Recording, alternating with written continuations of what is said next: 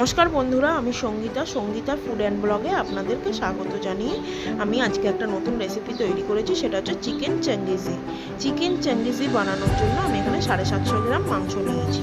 তার সাথে আমি আদা রসুন কাঁচা লঙ্কা পেস্ট দিয়েছি, কাশ্মীরি লঙ্কার গুঁড়ো 1 চামচ দিয়েছি, হলুদ 1 চামচ দিয়েছি, ধনে গুঁড়ো 1 চামচ দিয়েছি, জিরের গুঁড়ো 1 চামচ দিয়েছি, পাতিলেবুর রস দিয়েছি আর টক দই দিয়েছি 3 চামচ দিয়ে ভালোভাবে মেখে ম্যারিনেট করে রেখে দিয়েছি।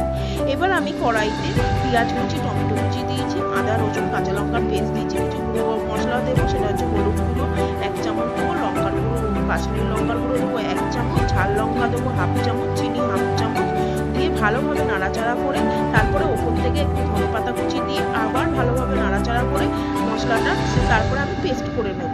পেস্ট করে নেওয়ার পরে তারপরে আমি মাংসগুলো ম্যারিনেট করা মাংসগুলো কড়াইতে একটু ভেজে নেওয়ার পরে আবার কড়াইতে 4 পলা তেল দিয়ে আমি একটু বাটার দিয়ে একটু গোটা জিরে আর শুকনো লঙ্কা ফোড়ন দিয়ে পেস্ট করা মশলাটা ওর মধ্যে দিয়ে দেবো।